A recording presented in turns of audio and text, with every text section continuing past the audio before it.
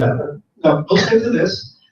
I wanted to share just 5 minutes on a couple of slides, very relevant to Bangladesh, because we've done a lot of research in the region, and I think there are probably 2 or 3 key trends that all of us will be very interested in, and it really does echo the points that Ben was making. So, let's kind of focus on a couple of those. And the interesting thing is, what I'm sharing with you here is what we see in Bangladesh today. This is more of a story emerging in our market than in some of the more developed markets in Europe, the United States.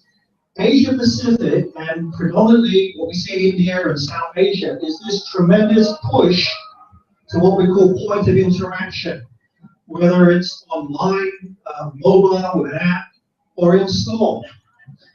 Now, the challenge we've always had is we've had online, we've had to a certain extent great kind of advancing mobility, but at the store level, we had a problem. Because how do you interact with a consumer at the point where he's making a decision? We call it the business moment or the moment of truth, where he is making a decision right in front of the shelf. So what we see emerging today is beacon technologies that use things like Bluetooth, and they allow us to engage with consumers right at the shelf level. Now, for many retailers in Bangladesh, this will change the way in which we will engage with our customers in the store and as we develop a relationship with them online. So we call this the point of interaction. And it's really driven by this integration of the online experience through your desktop, through your mobile app, and in the store itself. The second trend that's very interesting, all of us have heard of the Internet of Things. But specifically, what does that mean for us? It means that in Bangladesh, in Dhaka, for example, where we have good coverage, both fixed line and mobile and Wi-Fi, you will have at least 15 connected devices in your home. 15, 20 or so connected devices by the year 2018. And let me give you an example of that. Your smart TV at home, your Samsung TV, that's connected to the internet. Did you know that Samsung have a clause in their terms and conditions, and it says, do not speak openly in front of your TV, because the information that we're collecting through the voice-only application on your TV, that information is being relayed to a third party. So you've got to be very careful what you speak in front of your TV.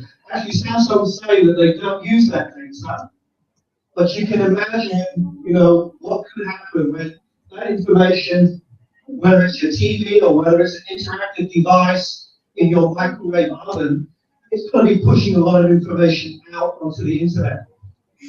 Now, for Bangladesh, one of the key challenges, and this goes back to, for example, regulation in banking, how much of that data can we keep on soil? How much of that data is going to be managed, the confidentiality, privatization, the private aspects of your data? How much of that are we going to regulate and manage on soil? And one of the biggest challenges that we have in Bangladesh is just physical infrastructure. Building a data center, for example, requires a lot of preconditions, one of which is power, one of which is an environment that's not prone to flooding. So we have some mega challenges about building on-site infrastructure in this part of the world. And that's going to be a big challenge as we start to see the proliferation of mega amounts of data. The kind of next challenge, and it gets back to, again, what Ben was saying, is this whole idea of interaction. A lot of focus right now on wearables. Google's done a tremendous amount of research in this area. That's an amazing kind of next stage in terms of what we're monitoring. Give an example in Singapore. We have a government-driven initiative called ActiveSG. Every one of us Singaporeans are given a bracelet, which is a wearable device. We are incentivized by the government to go to public recreation facilities We're incentivized to keep healthy and to buy the right products. Okay, the wellness aspect. All that information is kept, transmitted through our device, where it's a wearable, like the sports bracelet in the gym. And we can get all kinds of offers through our mobile apps. If I'm in a gym and I'm exercising and I get to a certain threshold, I will be incentivized with cash coupons to go to Nike store and buy a new pair of trainers. So these are the kinds of linkages we're seeing in the supply chain. And it's all driven by this interaction through various devices, including the kind of wearables. The next trend here, again, it kind of echoes this point about the retail experience. Now, traditionally, retailers, their advertising spend has been through newspapers, TV. But what we see with retailers, and here's a great thing for you developers right now. Any one of you in apps development right now, the retailers are screaming out to develop retail apps specific to the kinds of products they're selling. Now, these apps, they need to be managed, they need to be designed, they need to be innovative.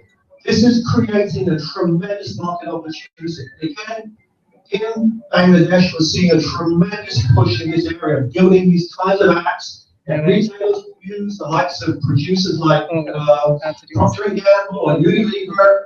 They're spending a tremendous amount of their A&P on developing mobile apps. So this is really a key driver that we see right now. Of course, I talk about the payment side. I really wanted to say one thing about payments is how do we make it safe and secure? Key things that's happening in the States, your credit card information can no longer be stored in a wallet. It can't be stored in a device. It has to be secured somewhere, whether it's in the cloud or it has to be within a very secure network. So the key word here, if you want to write it down, is tokenization. You will not store your credit card information in an app or any device. It will be managed securely for you. None of your private information, who you are, where you live, your transaction history, none of the information will be public or pushed through public networks. So tokenization, now we've implemented this with Apple Pay, and that's been a tremendous success in Europe and the United States, and soon to be coming to this part of the world as well. So the key thing that we see in the trends around payments is going to be safe, secure, and it's going to open up many, many different ways of how we transact. So on a kind of like a final note, I wanted to share a vision that we have in MasterCard, which is a world beyond cash. And how relevant is that for Bangladesh? Well, if you think about our microcredit systems that we've implemented in Bangladesh over the last 10 years or so, fantastic success. That's going to create what we call financial inclusion for whole sectors of the economy that traditionally cannot engage in a transaction. We're seeing that the trend will be towards, of course, the mobile payments, but there'll be many, many different ways in which different parts of our economy will transact. And that's going to create tremendous opportunities for developers, tremendous opportunities for the whole supply chain, retail producer, and for us as consumers, it's going to create a fantastic future for us. With that, I'd like to thank you, and I hope we can get into some great questions. Thank you. Thank you, Tony.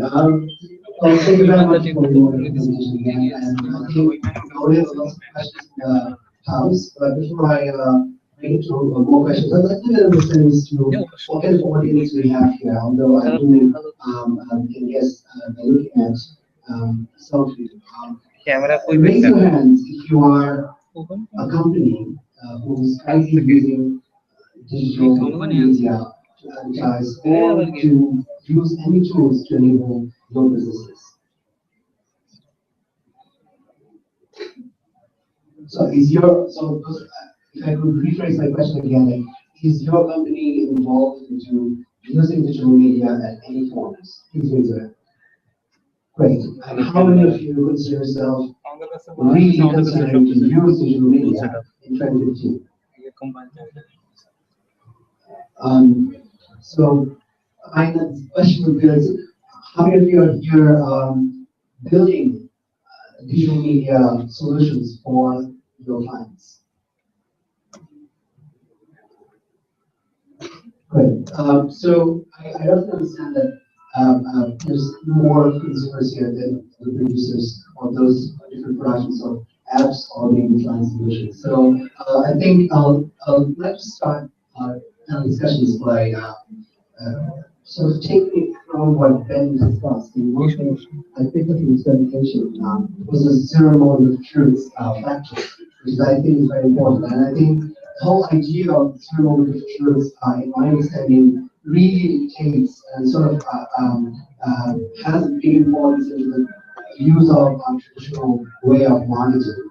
And I'd like to go to my friend Raj from UseCred, and then I'd like you to share as to when you're using your content platform, UseCred, so how have you been able to achieve your user interaction with your consumers while building content that really drives impact for businesses?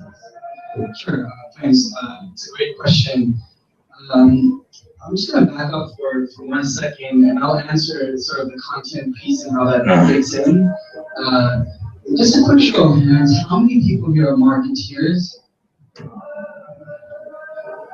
Okay, so I'll you just start by explaining digital marketing and how it fundamentally differs from traditional marketing and what digital marketing is, and then I'll answer sort of how content fits into that whole equation. Will make more sense. So as many of you know, when you walk down the streets of Bangladesh, the one thing that you see everywhere are advertisements. We just can't get away from them. When you look up into the sky, you see billboards. When you look in front of you in the rickshaws and the baby taxis, you see advertisements. Sometimes you come to your own car, there's an advertisement, right? And you don't even know how it got there. So there are all of these marketeers that are interrupting our lives and that are, to some degree, polluting our world with all of these marketing messages. And all of this noise causes a world in which we probably don't want to live in. How many of us want to live in a world where there's all of these ads on the streets and everywhere constantly bombarding us? Is that the world that we want our children to grow up in? So I see a lot of people shaking their heads. Is that the world you want our children to grow up in? No? So what is the alternative world here? Well, as a technologist, and this being a digital world, technology promises us a better world. If we can leverage technology, we can solve some of these problems. And we can make marketing a force for good. And have marketing be something that can make the world a better place. And this is the promise of digital marketing. Okay? So if the traditional world is interruption marketing, that we're going to put ads everywhere on TV, on billboards and cars and blast out messages to everyone, but it turns out that this is not very efficient. Now, this is not efficient for the advertiser because the advertiser now has to pay lots of marketing dollars to reach lots of people. So the advertisers can't do targeted marketing, right? So they're wasting a lot of marketing. And on the flip side, you are getting bombarded with a bunch of products and services that you'll never need in your life, right? You'll never need those in your life, but you're still getting those marketing messages. But what if there was a way? What if there was a way that we could get to know you, and we could get to know what are the problems in your lives? What are the products and services that you need? And what if we could then take a piece of content and deliver that piece of content to exactly the right person at the right place at the right time? Then that would feel like marketing. If I am researching the next laptop to buy, and somebody comes to me and says, here's some research and comparisons, why don't you buy this one? Then that doesn't feel like marketing to me. It feels like someone is helping me in my life to make an informed decision that's going to make my life better and make the world a better place. So this is fundamentally the promise of digital marketing, right? So this old world of push interruption marketing versus this new world where we can have very personal and very targeted marketing. Does that make sense? So this is what digital marketing is at its essence. And the heartbeat of this digital marketing economy is pieces of content. Because when you're buying products and services, let's say you get sick, and now you need to go to a doctor. Well, which doctor are you going to go to? How do you know where to find the doctor? How do you know which doctor is good? Well, you need content to help you, educate you about which doctor is good and how to make those choices. So this is fundamentally what content marketing is about. And I encourage all of you guys to read more about this. That's kind of how content is. Sure. I have a question. So, any questions in the house? From any of our panelists? Yes, you sir. Simply mention your name and then your questions. My name is Murat. Thank you very much. We have seen some fascinating presentations. Thank you, Mr. Red and Mr. Ross. I have a lot of questions. All of my online. But again, I never had answers. So I'm going to ask these questions to you. I'm going to be disorganized. Sounds like a very difficult question. If you ask this many times, you've never had anyone answer for you. That's a lot of pressure. Good question.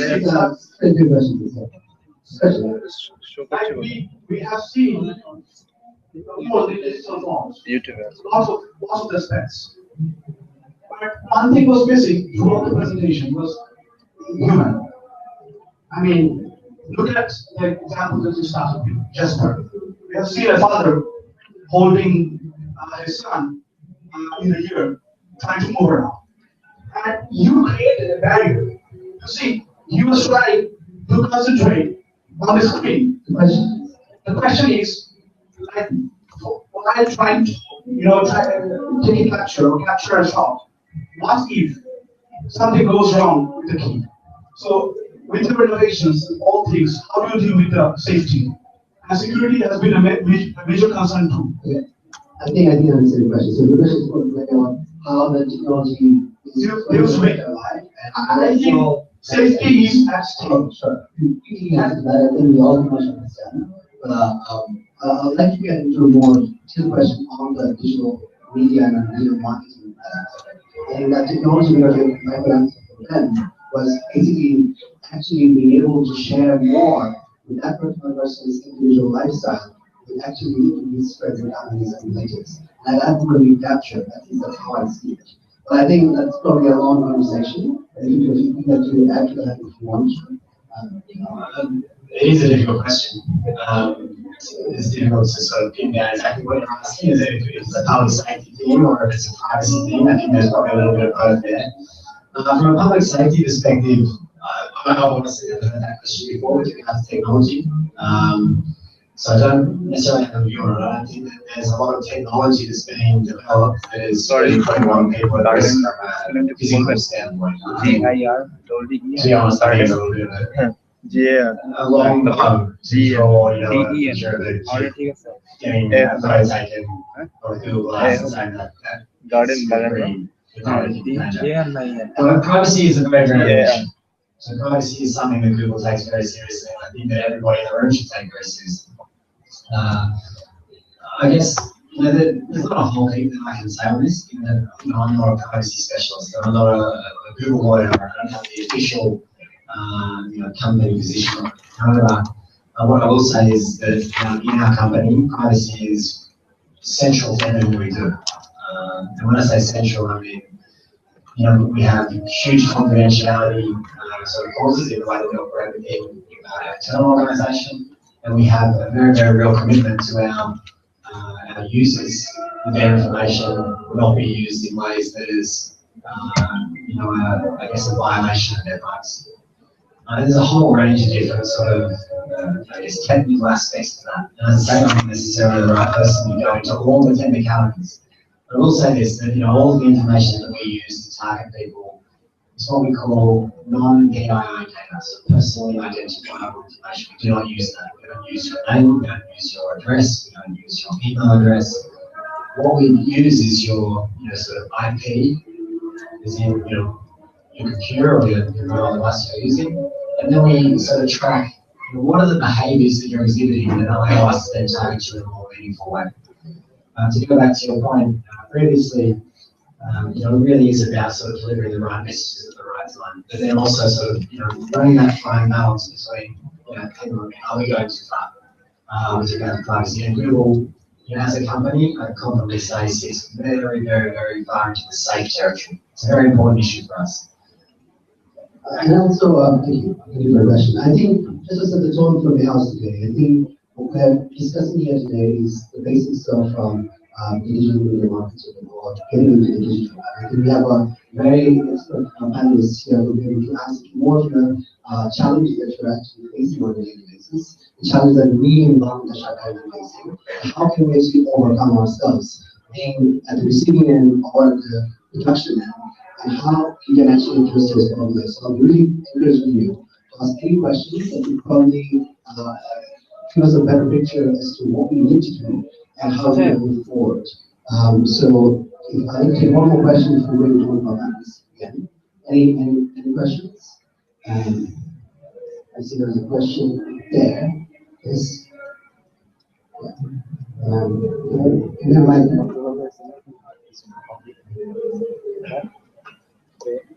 Very briefly, just your name and question. I'm Sikandar Basha. I have a question about the study which showed us that we need to make digital marketing for our business. So there's some sort of marketing like marketing blogs or professional marketing and social media marketing. Those things are really different. So can we have some data that shows that which part is going to be more effective for Bangladesh? So what are relevant for Bangladesh market in terms of creating content or Marketing content. marketing content? Yes, Probably a very question to this side. You're right. I know your operation is mostly based in the US, but you have to. On the data side, I think the beauty of digital marketing, one of the pillars of digital marketing, is that you can track everything, right? So one of the differences between traditional marketing and digital marketing is in the digital world, you can use different analytics providers like Google Analytics, and you can track the ROI, the return on investment of your marketing dollars. Because when you are on a computer and click on a banner, and then you land on a landing page and you buy a product, everything is trackable. So one of the promises of digital marketing is that you can run experiments in search engine optimization. You can run one experiment in blog marketing, and then you can run another experiment in the third. What was the third one you mentioned? Blogs, reviews marketing, or even Facebook marketing. You can run an experiment there, and you can see what the conversion rates are specifically for your product across all the different channels, right? And that way, but to answer your question more specifically, it turns out that Facebook happens to be an enormous platform in Bangladesh. Because for various reasons, Facebook has a very strong foothold in Bangladesh. And if you look at some of the Bangladeshi brands and their pages, you'll see not only the fact that they have a lot of likes, but they also have a lot of transactions happening directly from the Facebook page. And that's actually very unique about Bangladesh. I think also to add to some of the numbers for you, something where I work beginning at in Bangladesh. When we started our journey, we started with only 5 to 8 local publishers, local websites, where we would actually advertise for our clients. Right now, it's over 500, 2,500 websites that we have, which are all local websites that are being monetized. We're producing content from locally produced news all the way to community news. websites catering to people who are outside. The websites from Amar Kuala or like Nohali. How did you even heard there is a website that is there for that person to be known? And we see huge, every month we have a huge inventory of over 500 million physical ads there. So if you really want to think of the local market, so to what extent the proliferation is happening. For example, for video sales, a lot of people go to Alex and I to see the top sites, the top 100 sites that are out there. 2 years ago, if you go there, the top 100 sites are probably 2 or 4 million. Right now, I think more than 45% of those websites are local. And that shows a huge growth taking place in terms of people consuming, creating content. And that's why I would like to go to ask Isabel. Just to answer his question in one word, and he said it should be a combination. Basically, no particular route should be successful for one company, but it has to be a combination. And as you were saying very perfectly, that when you use all these tools in combination, and after a while you can see that which one is more effective for you, because it's completely digital. Everything you can see that from what amount of your expenditure is giving you how much of return. So it's a combination. So my question to you actually is to you have a very interesting business where you're catering by producing a lot of those technology solutions and innovations. So how do you think when you are considering your business affecting local businesses, local clients, consumers, how do you create your products, keeping in mind the digital integration? How do you think about picking it up? To grow just everything all the time. Okay, thanks. At present, most of our products are catering for the outside people, but we have some products which are targeting for the local markets. And basically, when we are designing those products, we found that, as Ben says, that the growth level in search engines is huge. So it's a huge area to cut the market. And when we are planning our product marketing, basically we use around 30 to 50% of our budget for the digital market. And though I think when integration probably is around 30 to 40%, right? So yes, something like that. And again, for the local entrepreneurs, I think when we are planning for the digital marketing, I think one of the most important points that we doesn't say that in digital marketing, the core is basically how you are going to help your customer. Instead of saying that, hey, I'm important. So that's that tone. So when you are going in that tone, basically you need to create a lot of content for your target group. And those content you are basically going to, help your customer. You are going to serve your customer. So I think. Sure.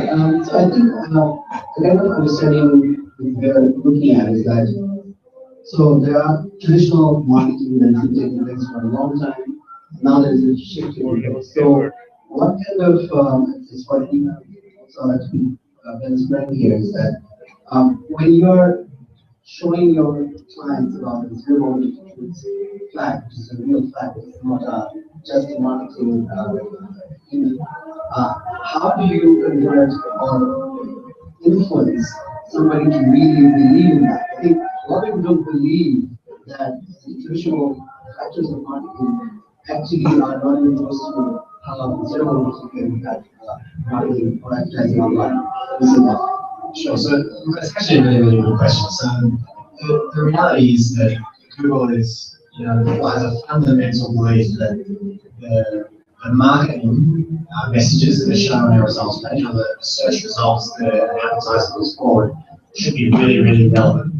So you're actually rewarded as a business based on relevance. There's a number of different sort of technical aspects of that as well, which I'm not going to go into. But essentially, if a user searches for something, they find it extremely relevant, and then land on the page and don't come back to the search engine, We actually see that as a fantastic thing. We're probably the only website in the world that wants to get people on our website as fast as possible. We don't want them back because it means we've got them to where they want to go. So as I said, it's all about relevance and giving the customer what they're looking for at that very exact moment. Exactly what your point is, right time, right time message, right moment. It's really what it comes down to. I'd like to jump into, we have one person from NASCAR and also from British Bank, who are on the radio side. So how many of you own an e-commerce here in the house? Or have an e-commerce solution that you are providing to your clients?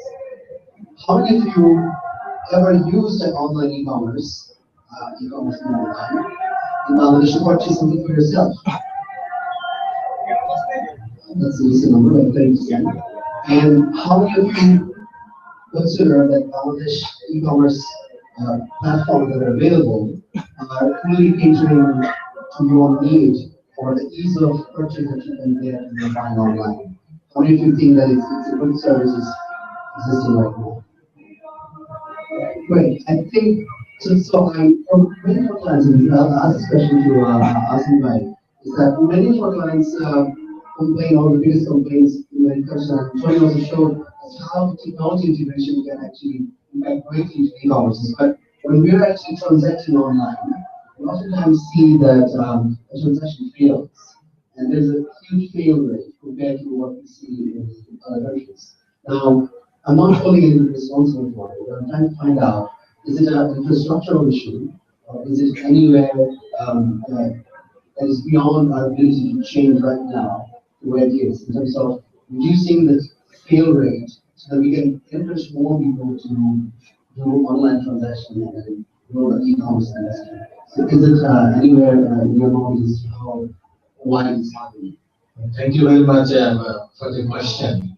Although it is not directly related to the letters that I will answer from my own knowledge about it. Whether there is any deficiency in the infrastructure or not. From my experience, the central bank, see, and holding you back to that part of the bank scenario, that we believe that charity begins at home.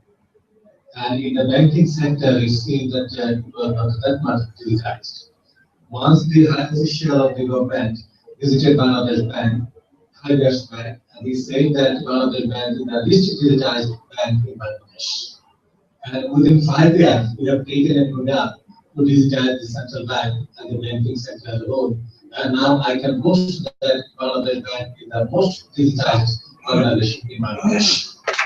And while I was coming to the dais, you see, one of my young brother was asking me the question with regard to these people, whether the people is available in Bangladesh. If not, how long time it will take for us to take the people in Bangladesh. I told him that I don't know exactly the answer because I have been trying to bring people to Bangladesh for a long 2 years and a half. Still then I'm getting the answer from them, okay, why do people are coming here? The thing is that this is not the question about incapability. We have got the ardent desire for people so that we can go for e-commerce, but the people who want to have, they are not that much interested. I don't know why. Even from the ministerial level, when talk to them, they're saying yes, yes, we are coming in. But at a very low level, we have got Asia, which has been started in the banking sector, that is Bank Asia. And then recently we started, I don't know that is a payment. But this do not meet the demand of the people at large. You know, we want a big platform like PayPal.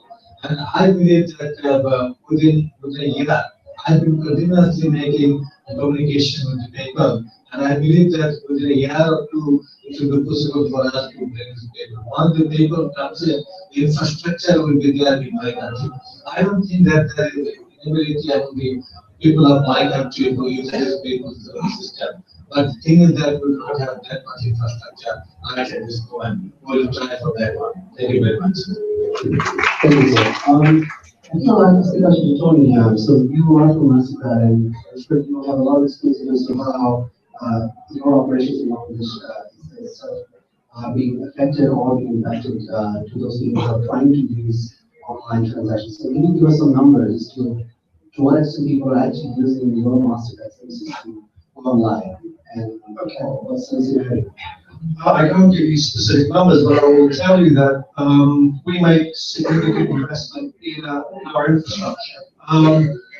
That comes into many tens of billions of dollars, just building the infrastructure right to the point of presence, be it in a merchant location or to our banking customers. Of course, we rely on the public internet predominantly for electronic commerce, but I really see that the direction is going to be more mobile commerce. And in Bangladesh, what we see is the investment that's going to help consumers will be integrating that into the in-store presence. And that's where we see, in places like Vietnam, for example, where a lot of the m-commerce, e-commerce transactions will take place. So I think what's going to happen, particularly in the retail sector, is there's going to be a lot of investment in building infrastructure in store. And that's linking to various devices from the search perspective all the way through to the point where you make a decision to buy. I did make a point earlier. I think one of the pressing issues in Bangladesh today, there are not enough data centers. There is not enough infrastructure to hold data on soil. That's a big challenge for us because of the regulations, because of the security, and how do we actually start to look at managing the data on soil so that your transaction doesn't have to go halfway around the world. It can be managed here and give you much better kind of response times. So those are the challenges that we have to work with the regulators, with the telcos, and with private investors as well. So, so coming to the data center point, so you did say that we have a lot of data centers locally in Bangladesh. What is the latest for you understand structures that the entire work is done responsibility? No, you see that it is not like that. I told you that the entire Bangladesh bank system has been digitized. Now, in order to make it function properly, we have got a data center that is located far out from the capacity. It is a new tool, and we are planning to settle it in Jasmine because the further it is, the better it is for the security purpose. But this data center is not allowed to be used by the others. Particularly, the banks are pushing us. One, we have got the capacity development, then we think about whether we will be in a position to share this or not. Because by this time, we have got projects to design the nationalized commercial banks. Private commercial banks, they have got online banking system, they are more or less digitized, and they have got an online system which they are connected with our national payment switch. But the nationalized commercial bank, that is Shwari Bank, Agrawal Bank, and Rupal Bank, they are not that much digitized. That is the reason why we are not in a position to connect them properly. We have got a project, I'm the project director. Once they are digitized, I think they will be allowed to use our data center. Thank you very much. Thank you. So I'll take two more questions in the house. If there's anybody who's working on building homes, you think can be built on top of this very different technologies we talked about. I see Nafis, I'm taking a question. Give me a mic there, in the center. Thank you so much. So I'll start with the question that Tommy asked about data centers. So when you say data centers being on soil, what do you mean by that? Like how what kind of data centers do you want?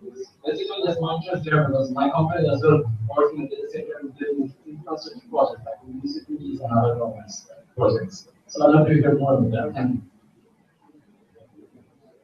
That's a very good question. I think we have to look at the point of view of for Mastercard and for many players in financial services and for many players in electronic commerce generally, there are stringent standards for when we can keep data. There are standards relating to the environment and obviously data security.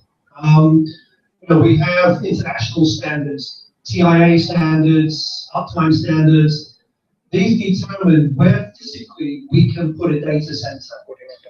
So, for example, recently we had a business in Kobe in Japan, and Kobe is earthquake prone, And because of that, we have to spend millions of dollars to move a lot of our facilities to locations where the environment is no longer a concern for us. And of course, you have an infrastructure surrounding you, power, utilities, for example. For a lot of our tiered data centers, we need two providers of power, separate connections to different parts of the grid. That's not possible here right now. Telecommunications, we need 5 nines uptime, and that is a crucial element there. So all of these elements come into play where we start thinking about physically where data can reside. I think the long-term direction definitely is, as we start to see proliferation of systems in Bangladesh, that we will start to address some of these issues. But it's going to require billions of dollars in investment. I think that's why the ministerial meeting downstairs is addressing some of those. Thank you. I think one final question before I go for the closing remarks. In the back. Yeah. Thank you. I have a question to the Bangladesh Bank Authority, and the question is that you know that we are doing digital payment and digital marketing systems. So in that case, we have a mobile banking in Bangladesh, and a lot of misuse of mobile banking software and different banking accounts to the different banks, and especially bKash and others. They are getting 1,000 taka transaction, 20 taka month, at least 20 taka 1,000 taka. So it's a big burden to transfer the money from my friend account or my family account. I have this suggestion, is there any possibility to be the mobile operators, to be the mini bank, who deposit 1 million mobile, at least 500 taka or 1,000 taka.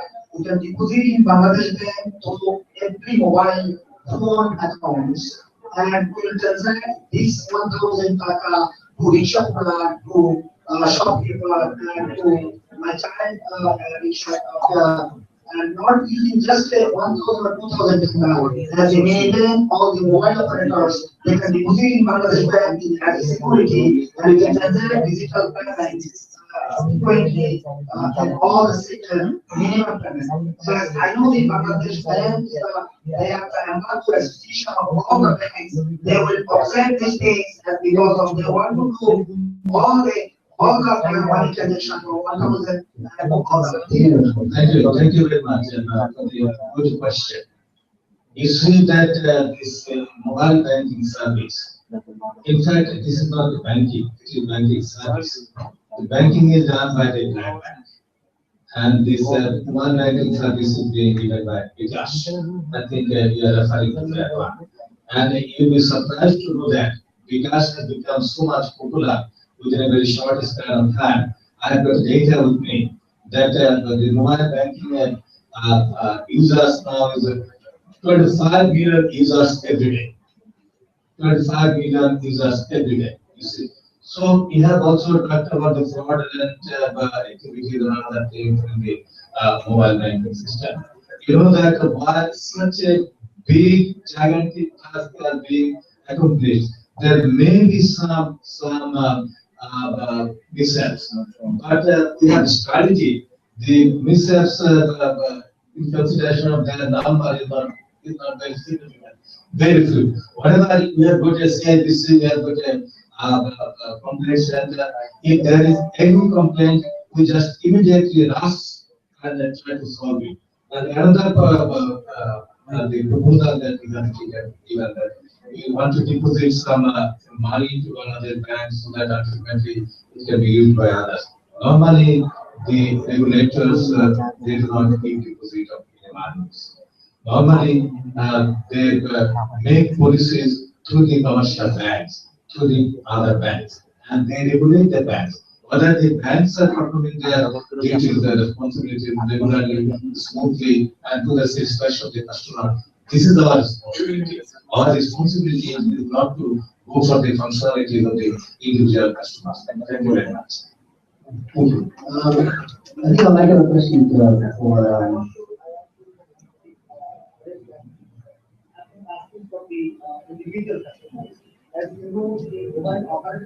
yeah, I think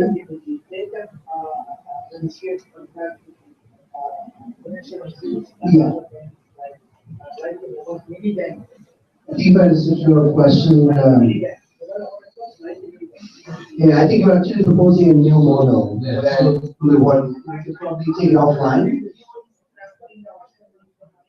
Your proposal has already been considered by our people. You say that this is not a new question. Because we are not very much in favor of this banking by the other people. That is the reason why I told you that it is a bank-led model. We do not want others to go for banking. They will render the service. A particular bank will be responsible for that. Because if there is any such, who will be responsible for that? It is a bank, not a particular bank. That is the reason why we are getting bank-led model, not any other model. You still have more clarifications to talk about. Yes, this is very much a man. You see, if you have in front of query, you just visit Bangladesh Bank and you ask for a pass and give you the pass and it's if you have got any new idea, definitely we welcome it. Bangladesh Bank always welcomes new idea. Otherwise, We're almost at the end. I'd like to the big round from all the panels. Start with Zulanda. This is more of a question for you than on closing remarks that you could do it together. Is that I think we talked a lot about how there are different technologies that are really enabling people to do a lot of things more efficiently, more at large scales. But I think one thing I personally felt in Bangladesh is the lack of digital literacy. And I think before even jumping into using the different technologies that are available, actually you have a huge vacuum to complete and address about digital literacy. You have an interesting organization that sort of brings in people to get all of these different technologies which you have also. Can you tell us how do you, I said probably for your country is probably not much needed. How do you address people to get into the digital solutions, products, and tools, and feel more informed in usage and increase adoption?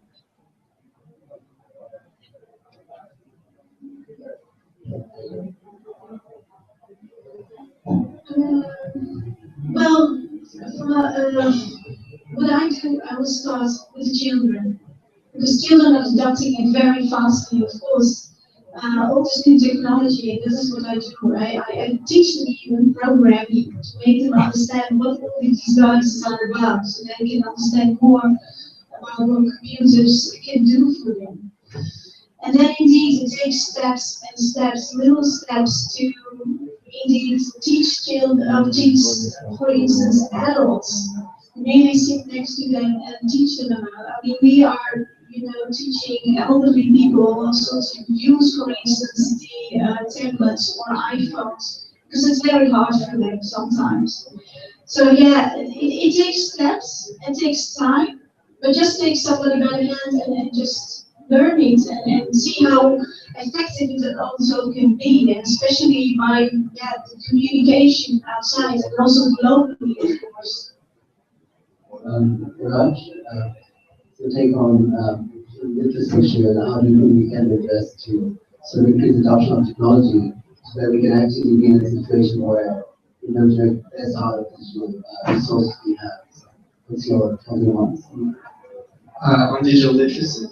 I think we need more startups in Bangladesh. We need lots and lots. If you are sitting in the audience today and you have a dream about starting a company and starting a service, a digital service for shopping or for travel or for marketing or for every single thing that you do here on a daily basis will be digitized. And you can be the entrepreneur that makes that service and changes Bangladesh and ultimately changes the world.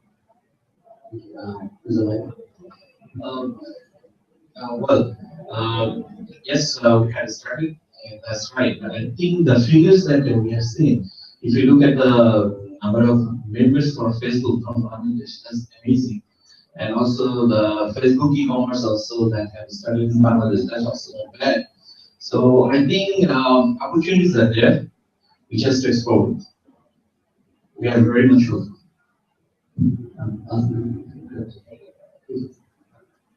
Okay, no problem. Take it. Go for then. How do you assisting our country at an early stage to increase the adoption of digital? Sure, there's probably two elements to it. I think, obviously, I couldn't agree more with the whole startup piece. I think that, developing a really, really strong startup ecosystem is how you sort of really move things from a grassroots level up. But it also, needs to be sort of addressed at a large business perspective. So I think, as I sort of said when I was speaking, it's up to large businesses to really drive forward the customer experience as well. So it's not just about the whole startup ecosystem, it's also the large business play as well. So, on that point, I think there's just so much opportunity in Bangladesh. It's incredibly exciting. I think that, all of the information that we look at, you guys have mentioned a little bit about Facebook. Google's pretty big too. And we've got some, a lot of pieces of information that suggest that, things are really sort of reaching an inflection point right now. And it is really green field. There's just so much opportunity to be tapped into. So it's just about getting started, working with the right partners. Obviously there's a little bit of risk involved with that, but there's massive, massive upside within digital. You can scale, you can grow, you can move faster than ever before. I think that's incredibly exciting. So just getting started, I think, is the key. So much opportunity. Maybe I can summarize a couple of points. I think, first of all, Bangladesh is part of the global economy. And being part of the global economy, it means that emerging forms of electronic payment will be cross-border. Emerging payment systems, there's going to be a lot of disruption because of new technology. For example, the gentleman was talking about mobile operators. The biggest asset a mobile operator has is their billing system. And already, if you think about transactions, transacting things like prepaid, it's already a monetary form in a different guise. So I'm going to see a tremendous amount of disruption in traditional payment systems. The ecosystems that we see today will be transformed. I'm really looking forward to that. I think it's going to be very, very exciting. So for MasterCard, we have many, many different approaches to payments, working with different ecosystem players, including the telcos, including retailers, producers. So we're really excited about that. And I think it's going to be a really fantastic future here in Bangladesh. Thank you very much. Well, thank you so much, everyone, for joining us in this session. We did talk about fraud. We talked about payments and how payments can really help us integrate many of those digital integrations that's missing right now, despite the really huge population and transactions taking place offline in today's world. Ben, to summarize this presentation, we really talked about largely how we really leverage digital in many parts of our life and really can impact more efficiently than it is done at the traditional level. We have Bangladesh Bank, we are the infrastructure is already there, and they're really trying their best to help accommodate more and more initiatives that can help streamline the appearance issues that we're facing. As a life, we learn how these companies also willing to invest more in the company, where they're more interested about digital and integrating digital to existing solutions.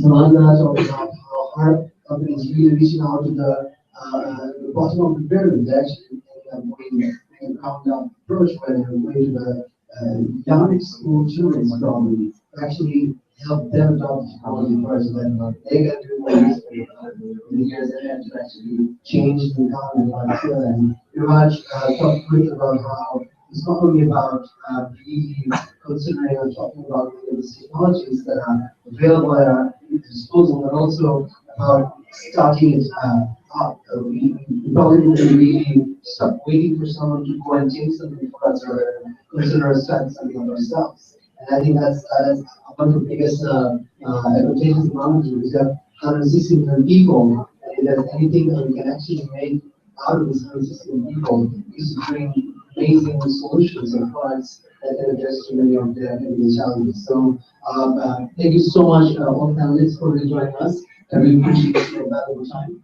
And all of you who are present here for this session on Digital One Team, we really hope that the session was useful for you. If you don't want to talk details or chat offline, you come to our panelists of this session. Thank you so much. I'm Solomon Hussain signing off now. Thank you very much.